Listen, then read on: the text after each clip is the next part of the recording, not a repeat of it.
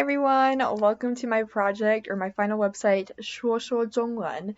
The metaphor I chose was learning Chinese, and the reason I chose it was because I'm learning Chinese and it's the funnest thing I've ever done. So let's just jump right in here. How I kind of presented my doctrines, principles, and tools was I gave them a question, and the answer to the question was each doctrine, principle, or tool. So, what does it mean to learn Chinese? The doctrine of learning Chinese is not only learning vocabulary words and sentence patterns, but being able to communicate what's in your heart to others, and also being able to listen to what other people are saying to you, and understand what they mean, not just from the words they say, but the way they say it. It's really to speaking Chinese is learning to speak Chinese about speaking Chinese or understanding a Chinese person, and being able to establish a connection with them. So that's my doctrine. My principles are, how do I learn Chinese? Well, you have to speak the language. You have to learn the vocabulary. You have to talk with native speakers and ask them questions and ask for help. And then tools would be, what tools do I learn? Do I use to learn Chinese? These are just some ideas, like memorize flashcards, memorize movies. I memorize movies in Chinese. It's pretty fun. Visit the country, make friends, things like that. And the reason I chose learning a language as my metaphor was because when we learn a language, we have to step into a new world. We have to change. And I think change is the most important thing that we do as human beings. And so I guess that's the first thing I kind of want to talk about is under my doctrine section, I mentioned Plato's allegory of the cave and how he basically says you need to get out of your cave and explore the world around you and come to know it. And Jesus also asked us to do this. He asked us to exercise our faith and courage and become better people through his atonement. And so we have to change and step into a new world in order to become like God and to become the best people that we can be. But doing this, like learning Chinese, takes time, and it's a lifelong process. I mean, I will never, ever speak the language perfectly, ever. Like, I'm always going to be learning it. And it feels very overwhelming sometimes, but that's why I mentioned Elder Benar's teaching about taking it a day at a time. Just giving yourself small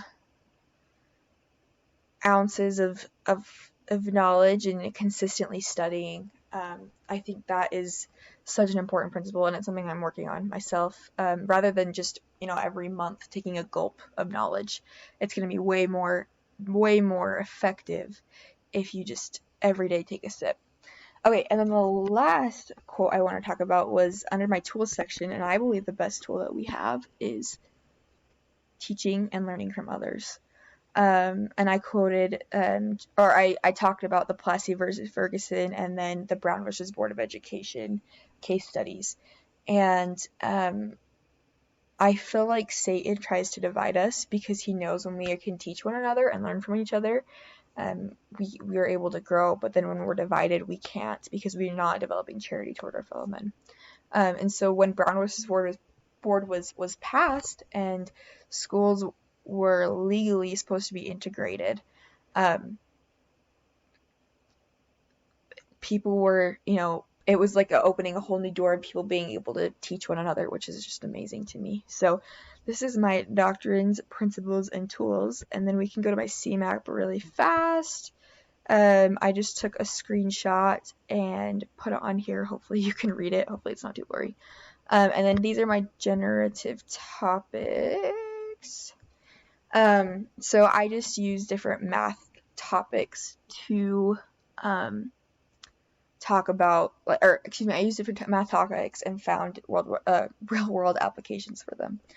And then my last section was kind of my inspiration, and this class was really interesting because it actually helped me want to be a lot more like the Savior, which is really good, and it's something I found a lot of things that I need to work on. And so down here are some things that, very random things that remind me of the ways that I can improve. So the first one is the Pokemon theme song, the original Pokemon theme song from I think the 90s, and the first line is I want to be the very best like no one ever was. And I tend to have this attitude, but I also think a lot of other people have this attitude, especially in teaching. Like, um, just from reading everyone's like questions and my own questions, we want to be the very best. But it can often make us be a lot more prideful because like subconsciously our purpose is like we want to be praised by other people, and that's just not how it's going to work. Um, we have to be willing to be humble and lose our pride and be, gradually working towards just doing the right thing because we love others, not because we want others to see our personal success. So that was my first little reminder, and it kind of went along as well with Sister Pierce's talk that we read for the class about, you know, our purpose isn't for our students to think more of us. It's for them to think more of what they're learning or of the gospel. That was what she used.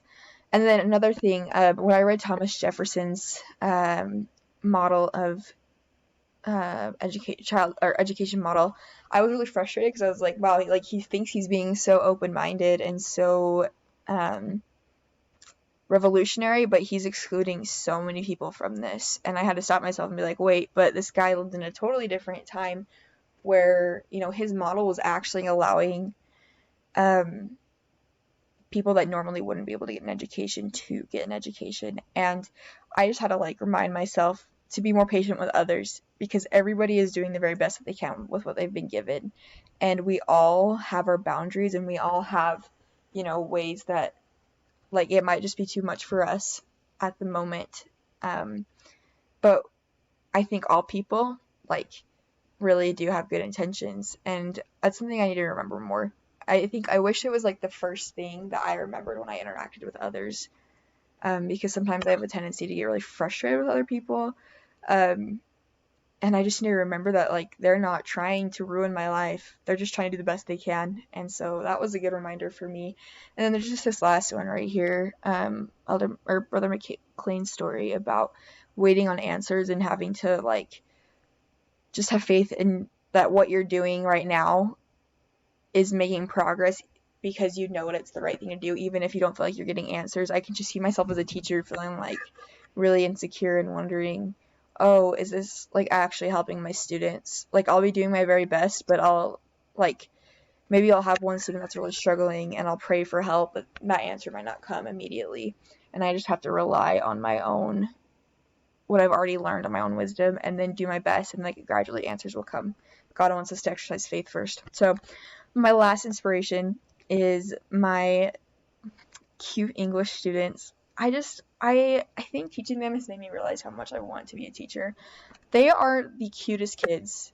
They are Chinese. I teach them English I teach the triplets, the 5-year-old triplets right here every night, for 45 minutes, and it's so fun. And then I teach the 8-year-old Lorena for an hour every Saturday. And every time I'm meeting with them, I could be like, they'll call me and I'm like, I'm so tired. I just got off my other job. I don't want to do this.